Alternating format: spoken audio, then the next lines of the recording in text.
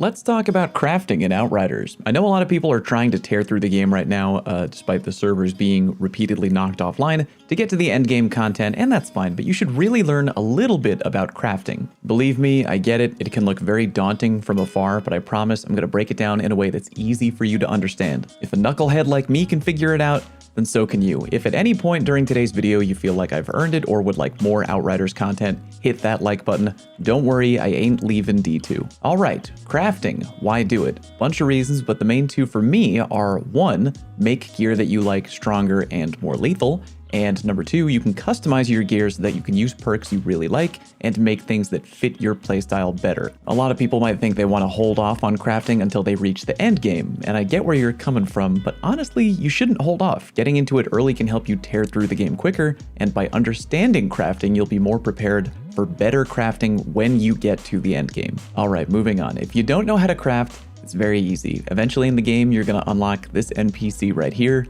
Dr. Zahedi. Zahedi?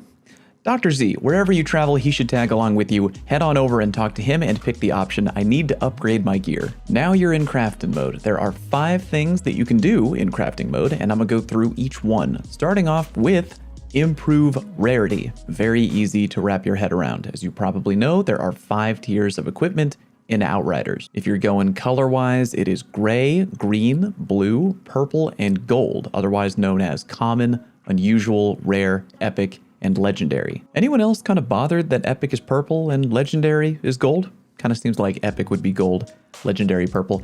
It doesn't matter. Improve rarity means you're taking a piece of gear and bumping it up 1 level to the next color tier. Green tier becomes blue and blue gear becomes purple. The only 2 things you can't do are improve common gear. Apparently they're just too low and crappy to be fiddled with at all, and you can't turn purple gear into gold. Probably because if you could do that, no one would care about getting gold drops in the wild. People would be making them on their own. That and the fact that legendary gold gear is unique and designed gun by gun, yada yada yada. The best improve rarity you can do is taking a blue weapon or armor piece and making it purple. I feel like at the very early part of the game, improve rarity might not be worth it. You're going to be swapping gear a lot early on because you're going to be getting a lot of it, and as you rank up quickly, you'll get better and better gear than what you have on pretty often. Maybe wait until you're around that point in the game where you have a lot of greens and no blues, or better yet, when you have a lot of blues and no purples, and then you can take a piece of blue equipment and turn it into a purple.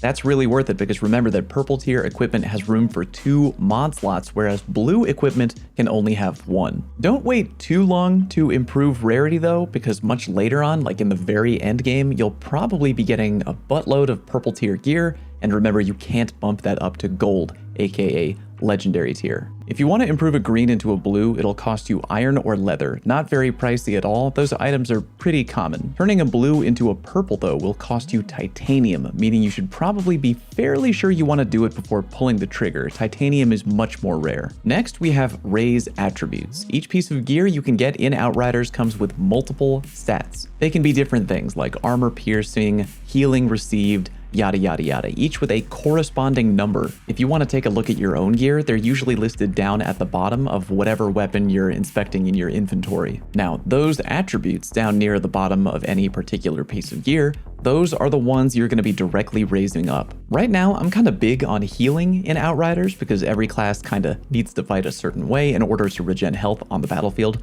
That means maybe if I happen to come across a weapon with leech life or something, and I want to pump up the leech life factor, I can go into crafting and jack it up to be a little bit more effective. Raised attributes will cost you shards. Now, if you're in your crafting inventory looking around thinking, hey, wait, how do I know how many shards I have? There's no number down here. There's no number because there are a bunch of different shard types, pretty much a unique shard type for each type of weapon or armor attribute in the game. Open up your inventory, go down to the bottom left and hover over where it says shards. Boom, there is your complete master list of every type of shard in the game and how many you have of each. I currently have a decent amount, mainly because I break down a butt ton of gear. You actually get these unique shards by breaking down gear. Hopefully that's fairly easy to understand. Got some armor or a weapon you like and you want to make its unique attributes even more effective? Go check out Raise Attributes. Next up, we have my favorite option, modding gear. The idea here is that if there's a specific weapon or armor mod that you really enjoy, you can use modding gear to take that perk or perks that you love and put them onto your favorite pieces of gear. You're kinda Frankensteining together fun and good damn combos. Do you like it when your weapon can freeze an enemy in place? Well then take your favorite weapon and make it a thing. Like it when your shotgun kills leech life directly from an enemy? Well then mod your favorite shotty and make it a thing. Here's the only catch regarding modding gear though. In order to use and have access to any particular weapon or armor mod, you have to have deleted at least one weapon or armor piece that had that particular mod on it. For example, if I really like the weapon mod Bleeding Bullets and I want all my weapons that I use from now on until forever to have that mod, I have to break down and dismantle at least one gun in the game that has the mod Bleeding Bullets. Just one though. After I do it that one time, I now have access to that mod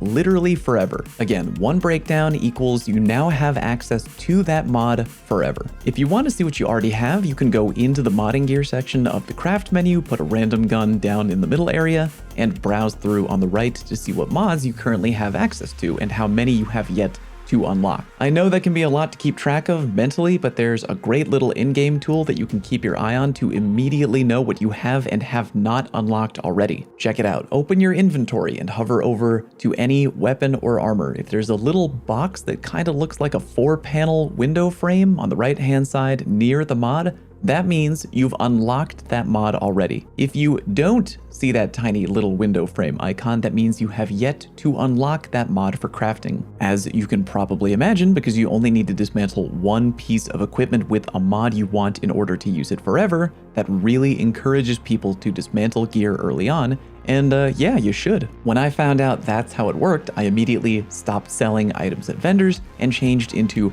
break everything down in my inventory mode. Now my routine is usually if I see I have a weapon or piece of armor that has a new mod that I haven't acquired for crafting yet, I break it down. If it has mods I've already acquired, I sell them back in town. Easy. So as you begin to acquire more and more armor and weapon mods that you really like, you can begin tinkering around with putting them onto gear and making your own mod combos. Naturally, when you hit the end game, tier 3 mods are going to be all the rage, but even early on, custom fitting your gear with good tier 2 or even tier 1 mods is good. Remember when modding that mods do not stack with one another. The game even tells you that, so don't waste any time trying. Modding will usually only cost you leather or iron, depending on if you're working with a weapon or armor.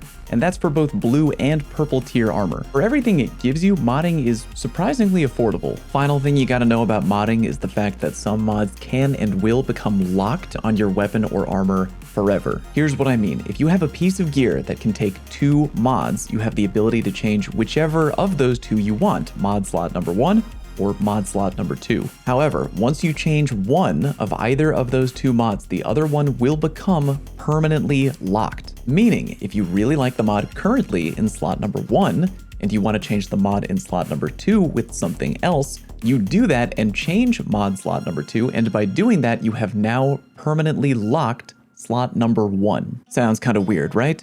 It is. They probably do it that way because if you could freely change mods both in slot number 1 and slot number 2, that would probably be way too much customization to the point where you really wouldn't need to go out and hunt for new gear at all. So regarding gear that can actually take 2 mods, wait until you get a drop where you really like one of the 2 perks available. Then you can take that piece of gear to get crafted and change the other mod to whatever you want. Then you will have 2 mods that you really, really enjoy rather than just one that you enjoy and one you're kinda on. TLDR for modding gear. Break down a lot of stuff early on rather than selling it at the store so you can get permanent access to all the mods in the game that you can early on. If you get new gear and you already have that mod unlocked, you could still break down the gun for more materials, or you could sell it for money. If you're modding anything with 2 slots, whichever slot you don't change will get permanently locked. Next, we have swap variant. Very easy to understand. As you might notice, each weapon type in Outriders has different variations. For example, sniper rifles aren't all one big shot at a time type guns. You can get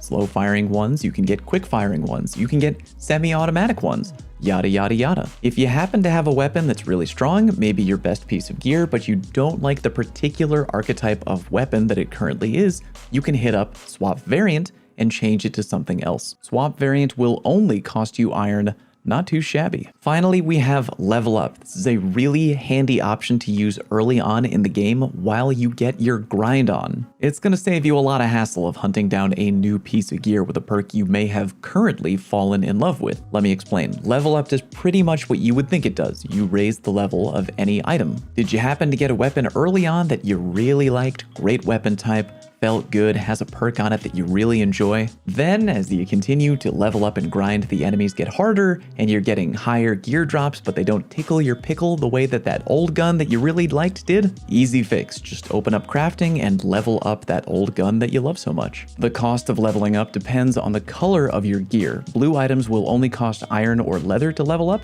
but leveling up purple equipment will cost you titanium. Leveling up your gear can also add an extra bonus stat to them, making them even stronger. Uncommon and rare gear will get a second bonus stat at level 11 and a third at level 21. And there you go. Hopefully a relatively clean and easy to understand rundown of how crafting works in Outriders. The ultimate TLDR is that it ain't just for endgame level content. No matter what level you are, get out there, do a little crafting. Go make some gear that's a little bit more fun for you and that fits your playstyle. If you enjoyed today's video, or if you want more Outriders content, let me know by clicking the like button. If you're new around here, click the big red subscribe button, and don't forget to come say hi to me and chat when I go live on Twitch. Thank you very much for watching, and I'll see you next time.